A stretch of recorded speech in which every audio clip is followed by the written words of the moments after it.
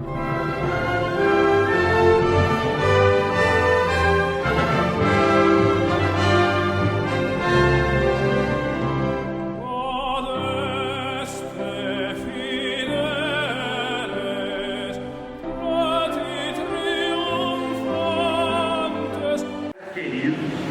obrigado pela tua presença conosco, porque o Senhor tem cuidado de nós, o Senhor tem nos conduzido pelo teu caminho. E agora, mais uma vez, Senhor, o teu Espírito sopre aqui nesse lugar, sopra sobre nós e fala com a gente. Nosso coração conhece a tua voz. Amém. E se o Senhor falar, nós não teremos a menor dúvida de que foi o Senhor quem nos falou. Então, é isso que pedimos. Sopra sobre nós o teu Espírito. Fala com a gente nesse momento. Amém. Em nome de Jesus. Amém. Em Israel, cada um fazia o que lhe parecia certo.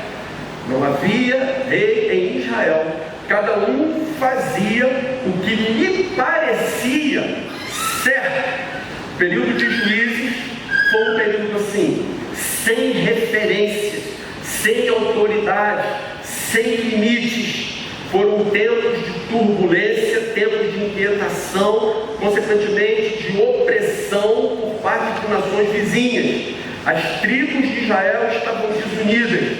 Foi um tempo em que a idolatria enfraqueceu a moral do povo, desse mesmo povo que tinha visto o poder de Deus, libertando eles do Egito, conduzindo eles pelo deserto, entregando a terra de Canaã a eles. Agora, esse povo permitiu que deuses estranhos entrassem no seu meio, começaram a adorar esses deuses, a idolatrar esses deuses, e por isso ele foi extremamente enfraquecido. Israel perdeu a sua referência, perdeu o temor a Deus, por isso cada um fazia o que lhe parecia mais certo.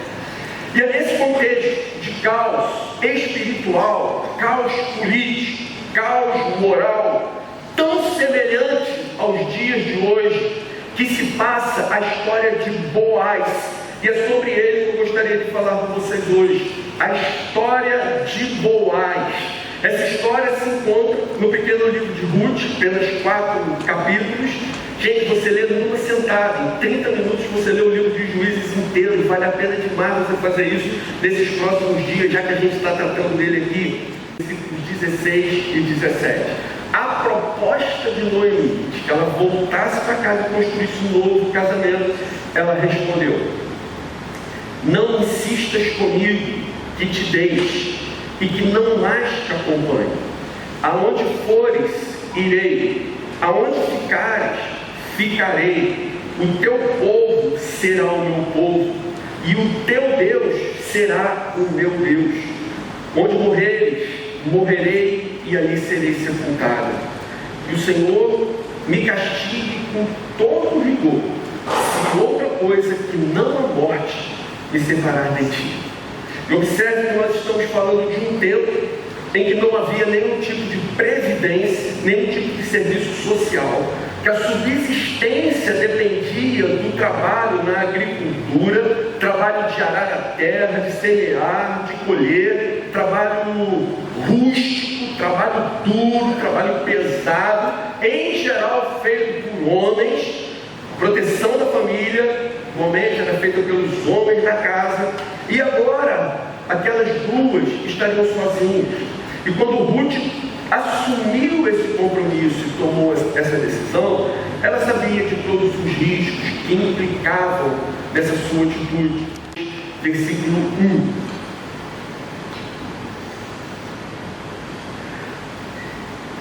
1. Esse versículo diz assim: Noemi tinha um parente por parte do marido. Era um homem rico e influente. Pertencia ao clã de Elimeleque e chamava-se Boaz. Essa descrição ela é especialmente significativa. Era um homem rico e influente. Pertencia ao clã de Elimeleque. Chamava-se Boaz. Boaz, na verdade, era primo de Noemi, a sogra, ok? Mas estudiosos dizem que essa descrição que Noemi faz de Boaz, pela interpretação do original, vai além de apenas mencionar o fato dele ter muito dinheiro. Nessa apresentação, pelo contexto, pelas palavras que Noemi usou, o texto sagrado relatou, registrou, a ideia passada nessa apresentação era de que Boaz era um homem muito especial, daqueles que hoje nós chamaríamos um homem com H maiúsculo, um cara raro, desses que a cada dia são mais difíceis de serem achados, por causa da sua dignidade, devido à sua honra, à sua integridade.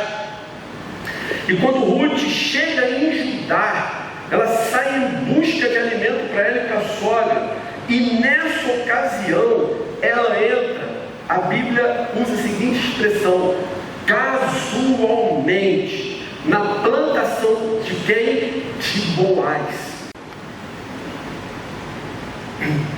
Resumindo a história, Ruth seguiu a orientação de Noemi para se deitar com Boaz. Então aconteceu o seguinte, Ruth, capítulo 3, a partir do versículo 7. Quando Boaz terminou de comer e beber, ficou alegre e foi deitar-se perto de um monte de grãos. Ruth aproximou-se sem ser notada, descobriu os pés dele e deitou-se. No meio da noite, o homem acordou de repente. Ele se virou e assustou-se a ver uma mulher deitada a seus pés. Quem é você? Perguntou ele. Sou sua serva Ruth, disse ela. Estenda sua capa sobre a sua serva. Irmãos, apenas para quem desconhece a linguagem bíblica, esse é um jeito fino e educado de dizer que ela estava ali para namorar com ele, ok? Então disse ela, estenda sua capa sobre a sua serva, pois o Senhor é resgatador. Boaz lhe respondeu, o Senhor a abençoe, minha filha. Este seu gesto de bondade é ainda maior do que o primeiro, pois você poderia ter ido atrás dos mais jovens, ricos ou pobres. Agora, minha filha, não tenha medo, farei com você tudo que me pedir. Todos os meus concidadãos sabem que você é mulher virtuosa. É verdade que sou resgatador, mas há um outro que é parente mais próximo do que eu. Passe a noite aqui, de manhã veremos. Se ele quiser resgatá-la, muito bem, resgate. Se não quiser, juro pelo nome do Senhor que eu a resgatarei. Irmãos, sejam homens, não segundo os padrões do mundo, mas de Deus. Sejam homens, não segundo os padrões mundanos, mas segundo os padrões de Deus. Os padrões mundanos de masculinidade, eles oscilam desde caras completamente grotescos que confundem grosseria e estupidez com masculinidade, até o outro extremo que está como a juventude, como o rapaz citado, que chorou por ser homem, uma juventude cada mais afeminada, cada mais com mais trejeitos de mulheres. Irmãos, nenhum desses extremos é correto, nenhum desses extremos é bíblico, nenhum desses extremos deveria moldar o nosso comportamento. Mas, irmãos, como dito, busquem ser homens com H maiúsculo, homens desse como Boaz, que são de fato homens, que pensam como homens, fazem o que os homens fazem, gostam do que os homens gostam, contudo, são homens de caráter, íntegros, dignos, que temem a Deus sobre todas as coisas. Termine seu futuro. Não deixe o seu passado, por mais terrível que tenha sido, por mais tenebroso que tenha sido, por mais horror que você tenha quando pensa nele, não deixe que ele determine o seu futuro. Como eu disse numa época como a de hoje, em que não há muitos modelos, muitas referências, irmãos, me veio ao coração falar sobre esse homem. Eu quero encorajar vocês e também quero encorajar o meu próprio coração, tendo como base o modelo de Boaz. Eu quero que, a despeito de toda a adversidade que nós tivemos que enfrentar para nós chegarmos até aqui, apesar de tantas vezes o mundo, a vida ter dito não a nós, mesmo com tantos exemplos negativos que tivemos em nossas vidas, muitos desses vindos de nossas próprias casas, em nossa infância, e apesar de toda força maligna nos pressionando para um extremo, nós precisamos entender que Jesus morreu não apenas para levar os nossos pecados, não apenas para perdoar os nossos pecados, mas na cruz Ele também levou as nossas dores e as nossas enfermidades. A vida valer a pena ao assumir compromissos consistentes. Porque nunca tivemos tantas pessoas sofrendo por falta de sentido para a vida como nos dias de hoje. O número de pessoas que não encontram sentido para a existência nunca foi tão grande como nos dias atuais. Por que isso acontece? A resposta é simples. Porque nunca houve uma geração tão líquida, tão fluida quanto a que vemos agora. Uma geração que parece ter horror a fincar raízes, parece ter horror a criar vínculos, a assumir compromissos. Essa geração tem tudo para se tornar completamente irrelevante e fútil. Da mesma forma que Boaz não permitiu que o seu passado determinasse o seu futuro, ele entendeu que poderia ser o agente através do qual Deus mudaria completamente a história e o futuro de Ruth. Senhor querido, vivemos tempos difíceis em que as pessoas fazem não o que o Senhor ensina e determina, mas o que acham que é melhor aos seus próprios olhos.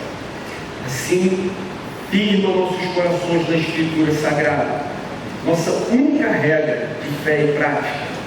Ajuda-nos, Senhor, a entendermos e praticarmos nossos papéis de homens e mulheres, maridos e esposas, pais, mães, filhos, não segundo padrões humanos, mas segundo os padrões do reino dos céus. Quanto aos homens que têm tido o seu comportamento bombardeado pela mídia, pelo caos instalado em nossa sociedade, forçando-os a se tornarem afeminados, tem compaixão, Senhor. Ajuda-os a resgatarem sua masculinidade segundo a Bíblia. Quanto aos traumas do passado e as influências negativas que recebemos, cura-nos, Senhor, e ajuda-nos a vivermos a realidade de que agora somos novas criaturas, tudo se fez novo.